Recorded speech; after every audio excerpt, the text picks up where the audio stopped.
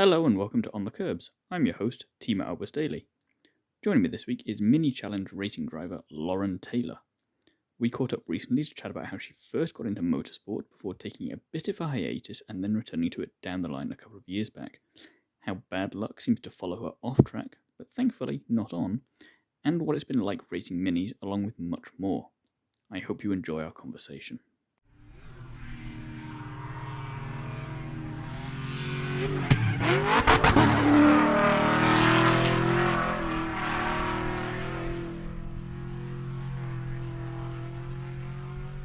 Hi Lauren, thank you for being here today. First of all, how are you?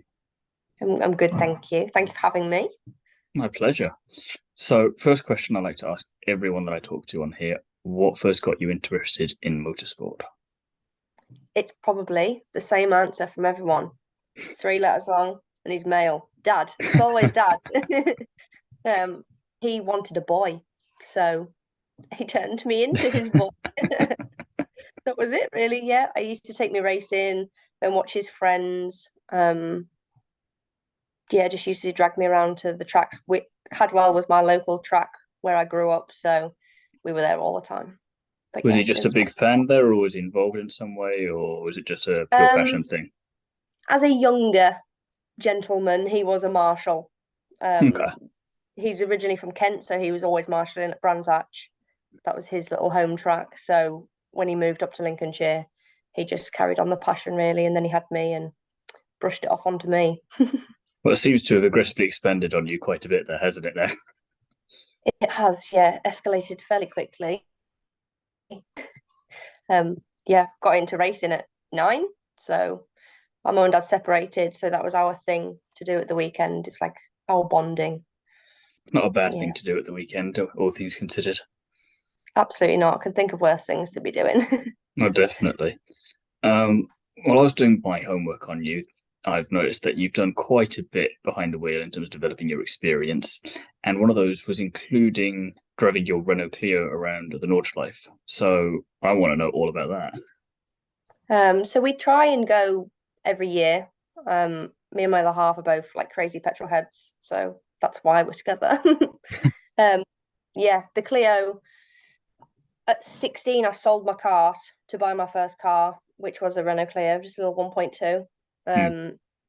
I modified the life out of that. Then I got another one, modified the life out of that, because obviously I couldn't have anything fast. And then when I turned 19, I could insure a 182. So that's what we did. I got a 182 and I built it. It ended up with, it was like half black, half Nardo grey, full cage in it. It was a cool little thing. It was my baby. So yeah, we went to the Nürburgring. That was our first holiday. We'd only been together probably a month. And we did a Euro trip. So we went to Amsterdam, then back to Amsterdam and then back home. What an experience driving around the Nürburgring is. I'm quite... Was that your first time driving around it then, on that occasion? Yeah. Yeah, we just stripped the Clio out, put some tools in the back, put our suitcase in the back and off we went. So yeah, we got there and he was like, do you want to go out? I was like, of course I want to go out, but I went out with Chris driving first, which was horrifying. I was going to say, hit the face on you there. Why did I let that happen? Yeah, I'm a terrible passenger as it is, probably being a driver. I'm a bit of a control freak. I like to be in control, not have him in control. And he's a bit wild and will just let it go loose. So yeah, I went out with him first, had a little bit of a break, calmed down again, and then I went out. But yeah, it's amazing. We've been around quite a few times now. We've been over there in the Clio, the Golf R, RS4, S5. I think that's it so far. But we'll be going again this year. Yeah. So was there one of those that was your favourite to go driving around there in, or was it kind of first time you can't beat it because it's the first time? The Clio all day long. The Clio was the better car out of them all. The Golf just wanted to go straight. Ended up kissing a barrier, which luckily he kissing's fine. Yes, it was just a little love tap. But then I went out in the Golf and it spat its coolant everywhere. So oh dear, that was my lap ruined.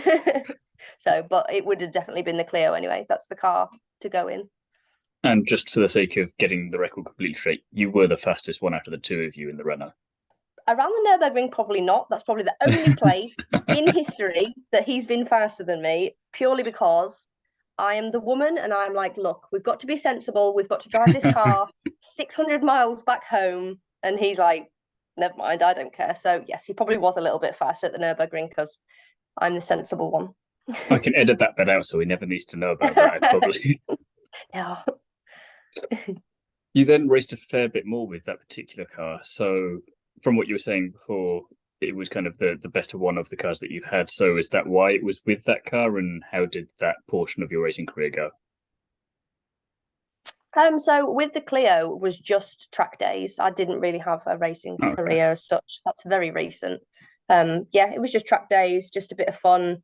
Obviously, I always wanted to get back into racing, but just never had the means or the funding to do it. So it was just, the odd weekends, the Clio Sport shows and things. We'd go out for a little blast. So yeah, it wasn't proper racing, but yeah, it was a bit of track time. And if that was all I could get, then that's what I was taking. Kept the motor running, if we're going to keep it with the motorsport puns there. Yeah. So you then went back to karting a couple of years ago, roughly. Why the switchback? Was that to kind of go back to basics and get reacquainted, or what was the thought process there? So this is actually part of my funny story. Okay, so that works for me. My little boy turned 4. So obviously at 4 years old, he can have a bambino. So me and my partner were like, yes, he's getting a kart. So for his 4th birthday, we bought him a kart. He wasn't very interested in it. So we was like, right, we're going to get one for us to share and we can go out on track with him. I'm seeing the thought process here. You were just waiting to see. Yeah, so we're going to try it out and try and encourage him to go around the track and gain some confidence. So we went to go and pick up this cart to share. And whilst we're on our way down, Chris was like, just have a little look and see if you can find another one. So we went to pick up one and we came home with 2. So your face makes it look like you were surprised, but also not too surprised at this all happening. No, I mean, he's very impulsive. So he comes back with all sorts. And I mean, like, we've had caravans just turn up at my house and all sorts. So expected from him, actually. But yeah, that's how I got back into karting. My little boy still wasn't interested, still isn't interested. So I was like, right, well, we're going to get back into karting. We did. Spent an absolute fortune. We ended up with 2 brand new karts, 2 brand new engines. Unfortunately, my ribs couldn't hack it. And at our local track, which is Teesside, I just kept breaking my ribs. So I was like, obviously, every time I'd done it, I'd had kind of 3 or 4 months off. Then I'd try again and it'd happen again. And I was like, I can't do this. Like, I'm getting too old for this. And at that point, I was also involved in Formula Woman. So it kind of so you need to stay a little bit of health there to be able to get your way through some of that, at least. Yeah. Yeah, so I was trying to avoid going back in the kart because I just didn't want to hurt myself again for when I was preparing for that. Yeah, Halfords got involved and they sent me to Silverstone to watch British Touring Cars. And that's where I saw the minis. I'll say that's not a bad thing to have to be sent to do there, is it?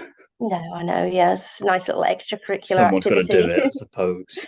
Yeah, I'll take it for the team. Yeah, so the minis then, that's where they came in. So kind of answered my next question there, because I was going to say Italian job inspired, or was there some other motivation there? But I'm guessing love at first sight, maybe? Yes, it was a bit of an accident, to be honest. I just went to watch the touring cars and the minis were there and I was like, "Wow." It was your turn to do something impulsive. Yeah, yes, it was my turn. So I finished my day there, had a little walkabout to the teams, said hello, had a little nosy about the cars. And then when I got home, found my local team and got straight in touch and was like, look, what do I need to do to get into this? So that's how that started. Was there much of a was there a lot that you had to do to kind of make that then happen for yourself? Like you're saying, like what is available, and then how did that how did that all happen? Massive amounts of effort and hard work. And obviously I I'd come from karting and it was very family and friends orientated. You just go and have a laugh. The minis has been like a huge eye opener into like the professional racing. It's so different, and I knew nothing. I knew nothing about business. I knew nothing about actual race cars, how the race weekend worked. So I just had to learn it all from scratch. So it's been an intense year, but I've learned tons of invaluable lessons. I would say the pattern I'm noticing here is that just when you think it's aggressively expanded, it then does it again and just keeps going at this point. Yeah, so obviously I was with my team and I was kind of a little bit maybe pressured into signing up for Mini Challenge, so I just did it, and then I kind of didn't realise what I'd got myself into. And then Well, I'm by like, that point, it's too late. it is too late, but it was kind of a good thing because it kept me driven, it kept me motivated. So when I was having really bad days, I've probably cried far more last year than I smiled. But that's just because I was trying to balance so much and learn so much at the same time. But it was totally worth it. Yeah, and at least you can't say that by the end of the year you hadn't thrown the kitchen sink at everything in that regard. Yeah, I mean, there's so many times that I wanted to give up, but there was the drive of like, you've got so far, you've got to keep going, and do not give up until the very, very last minute, until you know you've exhausted every avenue. I was going to say, if you're making it through breaking ribs repeatedly while karting, then at that point I feel like there's a certain level of toughness there, at least from my perspective. Yeah, it was a whole other level, and every time I try and do something goes wrong, and I don't just mean like a little bit, it goes horrendously. Does it properly? Yeah. So, for example, the Formula Woman assessment, we drove down in our van. We got about 2 hours from our house and the alternator died. So we had to turn all the way back round, drive back home. And as we got into my other half's work car park, everything kind of shut off. So the alternator completely had died. So then we fixed that, bodged it together, a very good bodge, started driving back down. We were about an hour and a half away from where we were staying, and the van broke down again. In the middle of that, it was about 3:00 in the morning at this point, with a caravan on the back. And obviously there's me and my little boy. Chris is trying to push the caravan off the road. We spent about £500 on recoveries just to try and get us off the road. And we spent the night in the service station with no power, no van, nothing. Oh. And that sort of thing happens every time I try and do something productive. I'd say at this point I'd be doing all kinds of like these kind of rituals and making sure getting MOTs and all the rest of it. Triple check everything. I don't trust it at all. No, yeah, sometimes it feels like somebody has a bit of a voodoo doll. But powering through it. That's all I can do. I was going to say, have you got a fun racing related story there? But I don't know if I want to take any more heartbreak like this at the moment. It's a series of unfortunate events, if more than anything else. Yeah, it is. I've had my patience really tested, but it's just given me more drive to just keep doing it and just prove whatever up there is trying to stop me doing it. I just prove it wrong. I mean, you say it's obviously worth it then, but I want to know, how is it racing the minis then? How is it racing in the minis? Mm-hmm. Wild. It's like nothing I've ever experienced before. Obviously, when I first started, I'd never driven on slicks before, other than kart tires. But obviously, they're very small. They get hot very quickly. There's mini, but not that many. Yes. So we did many a pirouette in our first session. But yeah, I've got the hang of it pretty quickly. It's a battle of the budget to then have lots of testing. Yeah. It's a bit of a fight all the time. But the more time that I'm spending in the car, the more I'm gaining massive confidence. And yeah, it's so close. There's 34 cars and they're within like 30 seconds of each other. It's bumper to bumper, like the whole way round. So yeah, it's exciting, but it's not the fastest thing in the world, because everyone always asks me, it's like their first question, oh, how much horsepower has it got? And I'm like, about 120. That's about it. But there's plenty of other things there, I feel like, to make up for lack of speed or power, maybe, because, like you say, 34 other cars on a track where the time is not a hell of a lot separating all of you. And, you know, the pressure is really on then, because if you make one small mistake, you could be down the back of the grid for all you know then. Yeah, and it's very easily done, and I've seen it. Every time I've had a race, I've had a massive I'm incident glad you said in seen front it of and me. not done it. No, I actually managed to escape last year unscathed. There's a couple of little war wounds, but like very minor.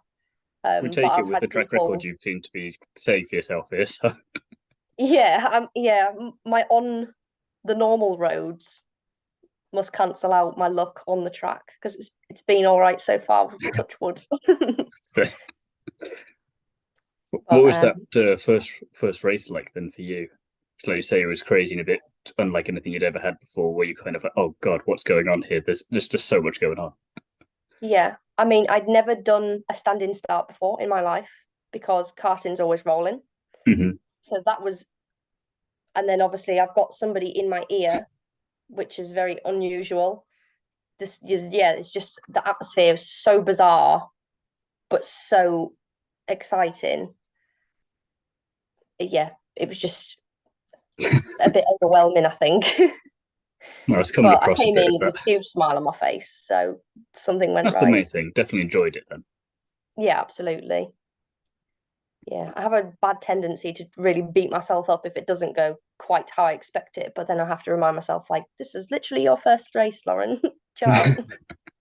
Yeah, it's one of the things, again, finding that balance between, sure, give yourself a little bit of a hard time if it is your fault or something along those lines. But like you say, if it's your first time out there or if you get nerfed off by someone else, there's not a hell of a lot you can do about that. No.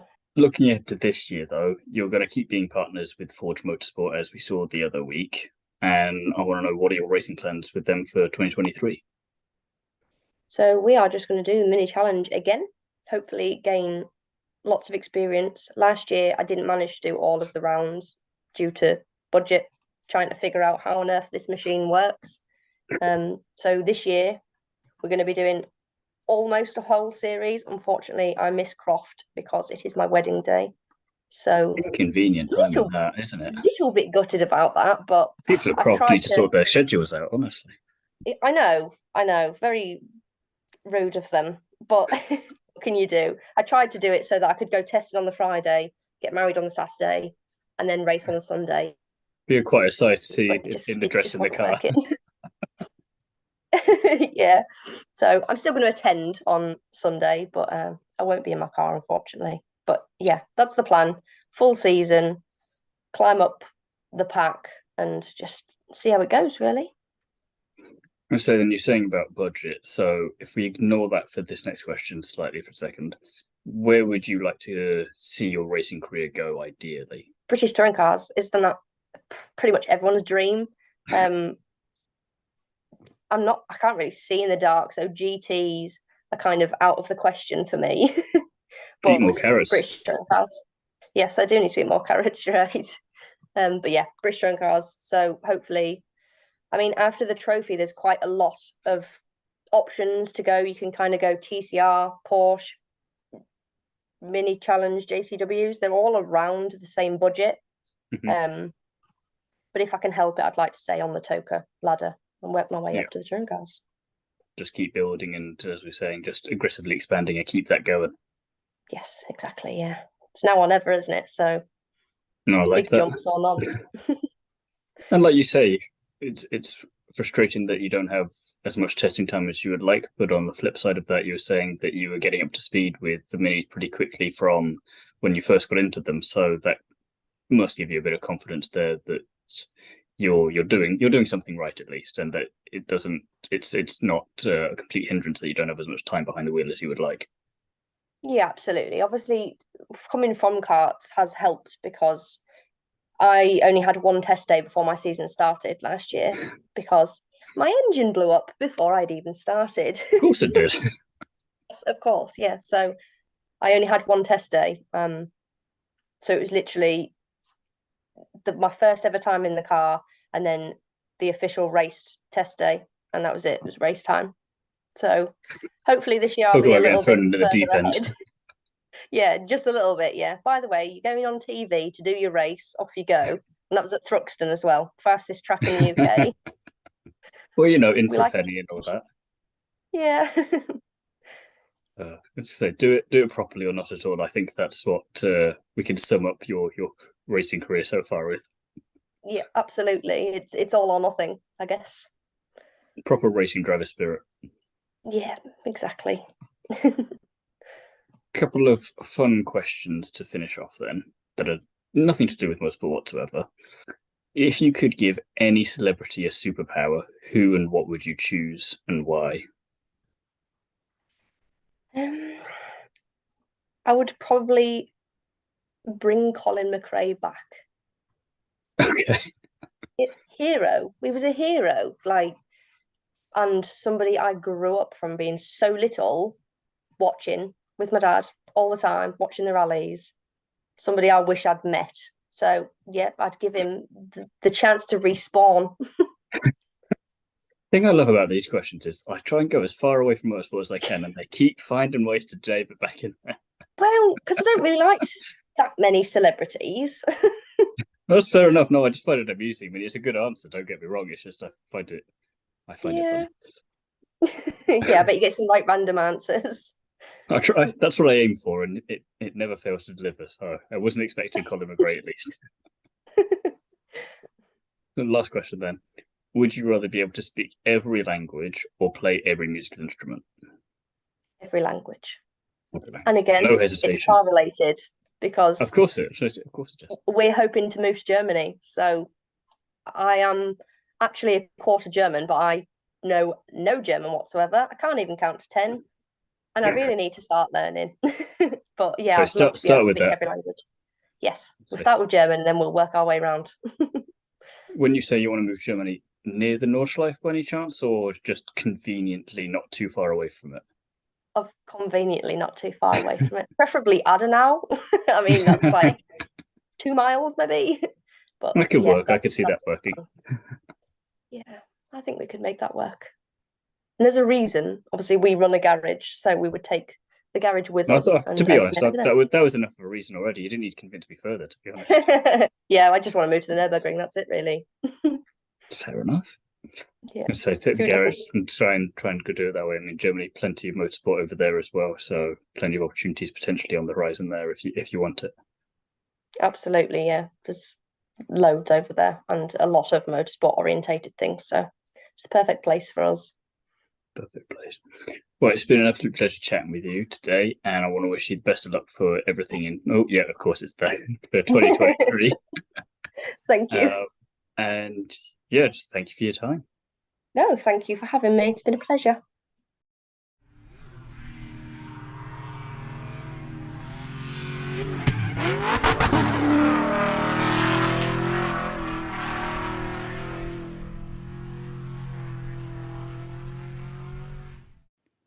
Thanks again to Lauren for coming onto the Kerbs with me, and I wanted to wish her the best of luck again for 2023.